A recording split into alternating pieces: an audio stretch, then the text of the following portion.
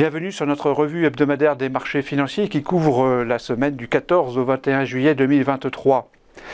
Les marchés financiers ont progressé légèrement cette semaine. On a eu donc le CAC 40 qui a ajouté 0,2% à ses gains antérieurs et qui poursuit sa consolidation entre 7000 et 7500 points à peu près depuis le mois de février. Un S&P 500 qui a progressé de près de 1%, donc des actions américaines qui continuent à progresser et montrent beaucoup plus que les actions européennes une tendance plutôt haussière. Et un euro qui, lui, a consolidé fortement sa hausse très importante depuis 2 mois, puisqu'il a perdu 0,7%.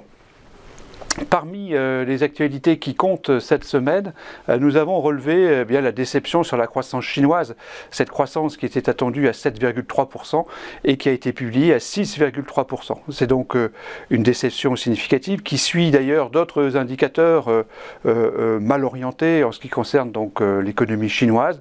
Cela montre notamment une performance faible des exportations chinoises et globalement une économie chinoise qui retrouve, je dirais, sa tendance habituelle et qui est donc marquée par une décélération structurelle de sa croissance qui va plutôt vers 5% pour l'année 2024.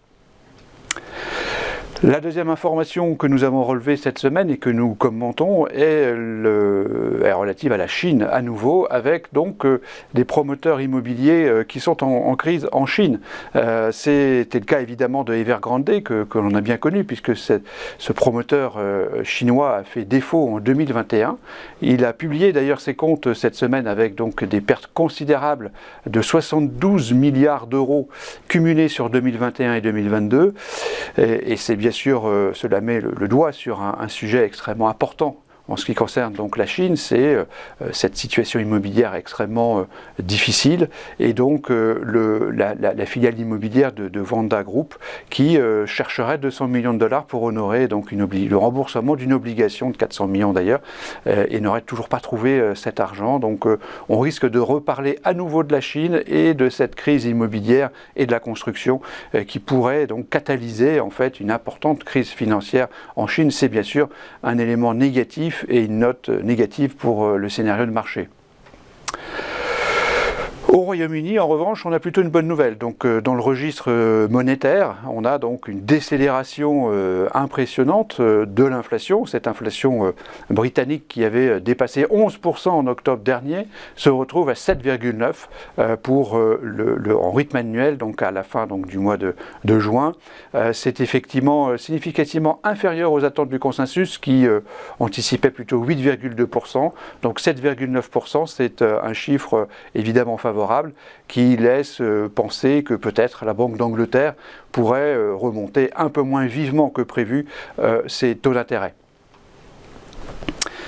Dernier point en ce qui concerne donc cette actualité de la semaine, les performances des sociétés technologiques, donc avec une déception importante sur TSMC, donc le leader taïwanais des semi-conducteurs, avec un profit warning important. Le groupe attend désormais une baisse de son activité de 10% pour l'année donc 2023, 10% de baisse de vente, et une baisse de 23% de son bénéfice au second trimestre. D'ailleurs, le consensus, comme le montre le graphique, attend une baisse de 21% en 2023, pour revenir ensuite sur une tendance positive, bien sûr, supérieure à 20% pour 2024 et 2025. En tout cas, on a une année 2023 compliquée et c'est le cas d'ailleurs pour d'autres sociétés du secteur technologique.